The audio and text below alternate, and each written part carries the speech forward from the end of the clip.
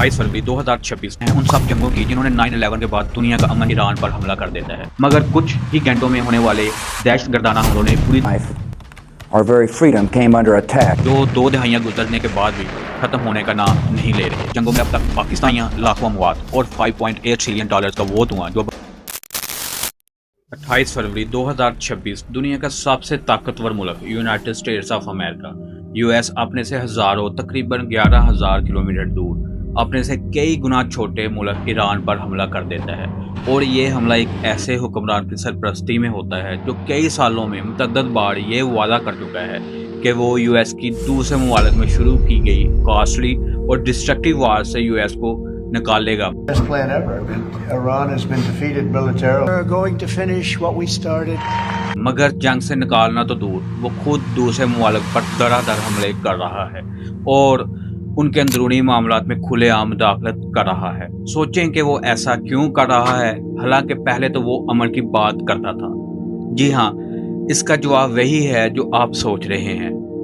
इस ताकतवर कुर्सी पर बैठते ही यूएस फॉरेन पॉलिसी और स्ट्रेटेजिक इंटरेस्ट की वो शक्ल सामने आती है जो 11 सितंबर 2001 को बदली और जिस पर अमल पैदा होते हुए यूएस के ट्रंप से पहले 4 प्रेसिडेंशियल पीरियड्स गुजरे।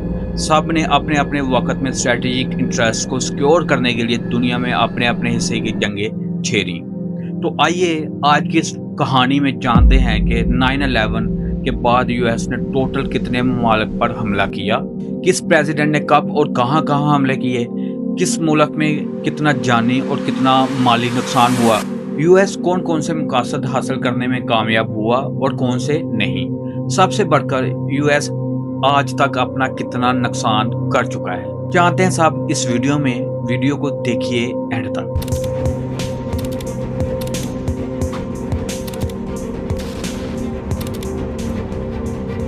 अस्सलाम वालेकुम, कैसे हैं दोस्तों? आई मोहम्मद अली खान। 11 सितंबर 2001 की वो रोशन सुबह न्यूयॉर्क के लिए एक आम दिन की तरह शुरू हुई थी, मगर कुछ ही घंटों में होने वाले दहशतगर्दाना हमलों ने पूरी दुनिया का निज़ाम यकसर बदल कर रख दिया। जब वर्ल्ड ट्रेड सेंटर के अजीम टावर्स मिट्टी के ढेर में तब्दील हुए तो उनके मलबे तले सिर्फ इमारतें नहीं बल्कि सदियों से चला आ रहा पुराना आलमी निज़ाम भी दब गया।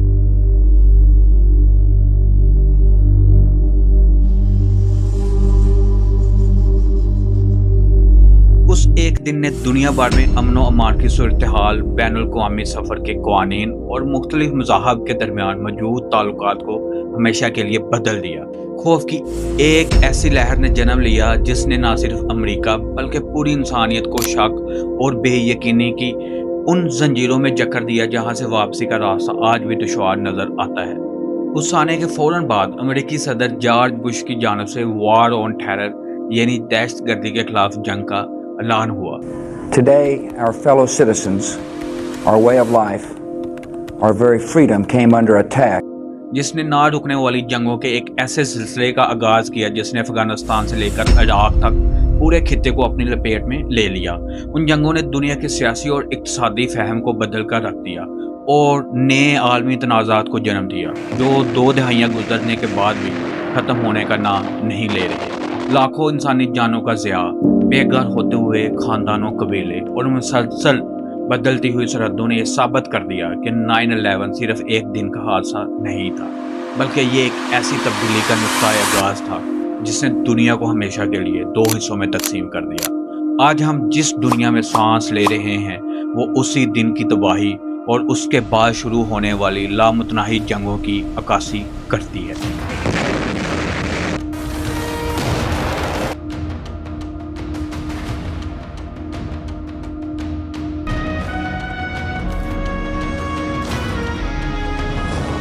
तो आइए बात करते हैं उन सब जंगों की जिन्होंने 9/11 के बाद दुनिया का अमन छीन लिया। ब्राउन यूनिवर्सिटी के Watson institute of international and public affairs के मुताबिक यूएस की 2001 के बाद शुरू की गई जंगों में अब तक पाकिस्तान, अफगानिस्तान, इराक, शाम, यमन और दूसरे कन्फ्लिक्टेड जोन में तकरीबन 9,40,000 लोग डायरेक्टली मारे जा चुके हैं। याद रहे कि ये वो हलाकतें हैं जो गोली लगने, खुदकुश हमला और फौजी कार्रवाइयों वगैरह की वजह से हुई। इंडायरेक्टली हालातें जो कि ग़िज़ाई किल्लत, صحت کی خرابی اور جنگ کی وجہ سے پھیلنے والی بیماریوں کی وجہ سے ہوئی، ان کی تعداد بتائی گئی 9,40,000 لوگوں سے علیحدہ ہے۔ مالی اخراجات کی بات کریں تو براؤن یونیورسٹی کے اس انسٹیٹیوٹ کے مطابق امریکہ نے گزشتہ 2 دہائیوں سے جاری جنگوں میں تقریباً $5.8 ٹریلین کے براہ راست فنڈز خرچ کیے ہیں، اور اگر اس میں سابق فوجیوں یعنی کہ ویٹرانز کی دیکھ بھال کے لیے جو رقم مختص کی ہے وہ بھی شامل کر لی جائے تو یہ رقم $8 ٹریلین سے تجاوز کر جاتی ہے۔ 2 دہائیاں، لاکھوں اموات اور $5.8 ٹریلین کا وہ دھواں جو بارود کی شکل میں اڑا دیا گیا، کیا آپ جانتے ہیں یہ رقم کتنی بڑی ہے؟ یہ رقم دنیا کے 95% سے زائد ممالک کی کل سالانہ دولت سے بھی کہیں زیادہ ہے۔ یہ اتنی دولت ہے کہ اگر اسے ایک جگہ جمع کیا جائے تو یہ پورے براعظم افریقہ کے 54 ممالک کی مجموعی معیشت سے بھی 2 گنا زیادہ بنتی ہے۔ پورے افریقی براعظم کی مجموعی GDP تقریباً 3.1 سے 3.4 ٹریلین کے درمیان ہے۔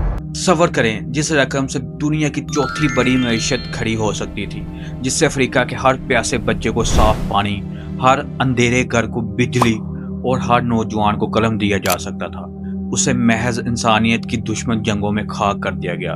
اگر یہ پیسہ تعمیر پر خرچ ہوتا تو شاید آج زمین پر کوئی انسان بھوکا نہ سوتا اور نہ ہی کوئی بچہ علاج کی کمی سے دم توڑتا۔ ماہرین معاشیات کے مطابق دنیا سے انتہائی غربت ایکسٹریم پاورٹی کو مکمل طور پر ختم کرنے کے لیے سالانہ تقریباً $175 ارب درکار ہے۔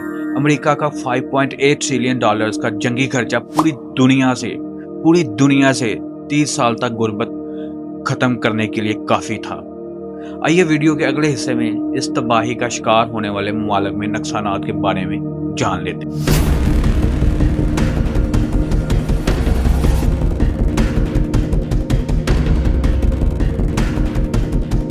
افغانستان۔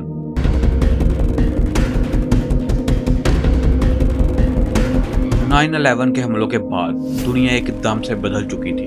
امریکی انتظامیہ میں انتقام کے آگ کے شعلے بھڑک رہے تھے، جس کی وجہ سے دہشت گردی کے خاتمے کے لیے امریکہ نے اپنا رخ افغانستان کی طرف موڑا۔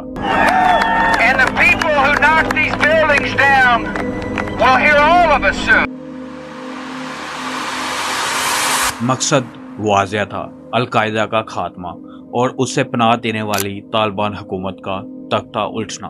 تو 7 اکتوبر 2001 یہ وہ تاریخ تھی جب امریکہ نے آپریشن انڈیورنگ فریڈم کا آغاز کیا۔ شروعات میں ایسا لگا جیسے مشن مکمل ہو گیا ہے۔ محض چند ہفتوں کے اندر طالبان کا اقتدار ریت کی دیوار ثابت ہوا اور وہ کابل سے پیچھے ہٹ گئے، لیکن یہ تو بس آغاز تھا ایک طویل اور خونی باب کا۔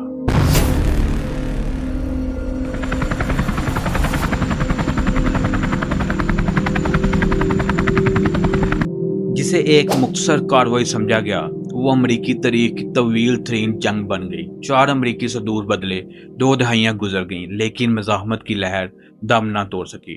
2021 میں جب آخری امریکی فوجی نے افغانستان کی سرزمین چھوڑی تو منظر نامہ وہی تھا جہاں سے شروع ہوا تھا۔ طالبان ایک بار پھر کابل کے تخت پر براجمان تھے، مگر اس 20 سالہ سفر نے پیچھے صرف تباہی کے نشانات چھوڑے۔ براؤن یونیورسٹی کے کاسٹ آف وار پروجیکٹ کے مطابق براہ راست جنگ کے نتیجے میں لگ بھگ 2,41,000 افراد لقمہ اجل بنے، جس میں سویلینز کی تعداد 71,344 ہے۔ افغانستان میں 47,000 جبکہ پاکستان میں 24,000 عام شہری اس جنگ کا ایندھن بنے۔ نیشنل ملٹری اینڈ پولیس کی تعداد 78,314 ہے۔ ان میں سے تقریباً 66,000 سے زائد افغانستان کے پرسنل سے اور 9,000 سے زائد پاکستانی جوان شامل تھے۔ اور اگر بات کریں کہ امریکہ کی طرف سے ڈکلیئر کیے جانے والے دہشت گردوں کی تو وہ اس جنگ میں تقریباً 84,000 کے لگ بھگ مارے گئے۔ امریکہ اور نیٹو کے 3586 سپاہی اس جنگ کی نظر ہوئے۔ اس کے علاوہ دردناک تاریخ یہ ہے کہ لاکھوں معصوم شہری جن کا کسی جنگ سے واسطہ نہ تھا، بھوک، بیماری اور زخموں کی تاب نہ لاتے ہوئے دم توڑ گئے۔ انسانیت کے لیے یہ ایک انتہائی مہنگا سودا ثابت ہوا۔ معاشی اعتبار سے یہ جنگ ایک ایسی کھائی ثابت ہوئی جس نے امریکی خزانے کے $2.26 ٹریلین ہضم کر لیے۔ افغانستان ابھی جل رہا تھا کہ دنیا کی نظریں ایک اور محاذ کی طرف موڑ دی گئی۔ امریکہ نے ایک اور خود مختار آزاد اور تیل کی دولت سے مالا مال ملک پر حملہ کر دیا۔ Importance to undermine Saddam Hussein's ability to wage war. These are opening stages. جی ہاں، اب عراق کی باری آ گئی۔ 20 مارچ 2003 صدر جارج ڈبلیو بش نے ایک ایسے دعوے کے ساتھ عراق پر چڑھائی کر دی جس نے عالمی سیاست کی بنیادیں ہلا دی۔ دعویٰ تھا کہ صدام کے پاس تباہ کن ایٹمی اور کیمیائی ہتھیار یعنی کہ ویپن آف میس ڈسٹرکشنز موجود ہیں، لیکن تاریخ کا المیہ دیکھیے کہ برسوں کی تلاشی کے بعد بھی وہاں سے تباہی کا کوئی ایسا ہتھیار نہ ملا جسے دنیا کے سامنے خطرہ بنا کر پیش کیا گیا۔ وہ محض ایک سیاسی دھوکہ ثابت ہوا۔ صرف 2 ماہ بعد 1 مئی 2003 کو صدر بش ایک طیارہ بردار بحری جہاز ابراہم لنکن پر نمودار ہوئے اور فخر سے اعلان کیا، مشن مکمل ہوا، مشن اکمپلیشڈ۔ دنیا کو لگا جنگ ختم ہو گئی، لیکن حقیقت میں یہ تو ایک لمبی اور ڈراؤنی جنگ کے دروازے کھلنے کا وقت تھا۔ ماہرین کے مطابق صدام حسین کے فوج کو اچانک تحلیل کرنے کے فیصلے نے لاکھوں تربیت یافتہ فوجیوں کو بے روزگار کر دیا، جنہوں نے بعد میں امریکی افواج کے خلاف مزاحمت کی بنیاد رکھی۔ صدام حکومت کے خاتمے نے عراق میں اقتدار کا ایک ایسا ہولناک پاور ویکیوم پیدا کیا جسے شدت پسندی نے پر کیا۔ دیکھتے ہی دیکھتے عراق خانہ جنگی کی لپیٹ میں آ گیا اور اسی بدامنی کی کوکھ سے داعش، ISIS جیسے صفاق گروہ نے جنم لیا، جس نے پورے خطے کو دہلا کر رکھ دیا۔ بالآخر 2008 میں بش انتظامیہ نے انخلا کا معاہدہ کیا، جسے 2011 میں صدر براک اوباما نے مکمل کیا۔ امریکی فوجی تو چلے گئے، لیکن پیچھے ایک لہولہان اور ٹوٹا ہوا عراق چھوڑ گئے۔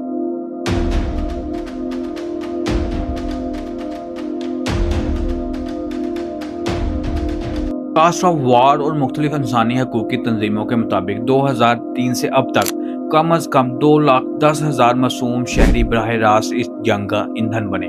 لاکھوں عراقی بے گھر ہوئے اور ملک کا بنیادی ڈھانچہ مکمل طور پر تباہ ہو گیا۔ ایک رپورٹ کے مطابق عراق میں اس جنگ کے نتیجے میں پیدا ہونے والے یتیم بچوں کی تعداد لاکھوں میں بتائی جاتی ہے، جو آج بھی اس مشن کی قیمت چکا رہے ہیں۔ مشن اکمپلش کا وہ بینر آج بھی تاریخ کے سینے پر ایک سوالیہ نشان بن کر لٹکا ہوا ہے۔ جہاں معصوموں کا لہو بہا، وہی دولت کے دریا بھی اس جنگ کی بٹی میں جھونک دیے گئے۔ وہ پیسہ جو تعلیم، صحت اور ترقی پر خرچ ہو سکتا تھا، برود کی نظر ہو گیا۔ براؤن یونیورسٹی کے کاسٹ آف وار کی رپورٹ کے مطابق عراق میں امریکی جنگی اخراجات کا مجموعی تخمینہ $2.4 ٹریلین یعنی کہ 2400 ارب ڈالر سے تجاوز کر چکا ہے۔ یہ رقم اتنی بڑی ہے کہ اس سے دنیا کے کئی چھوٹے ممالک کی معیشتیں دہائیوں تک چلائی جا سکتی ہیں۔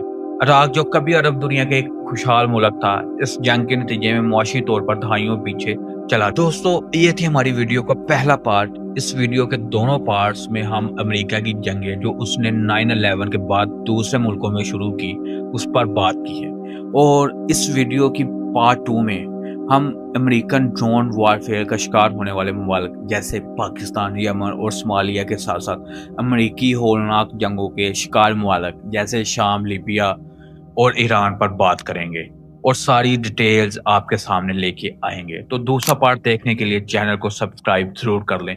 مجھے دیجیے اجازت، خدا حافظ۔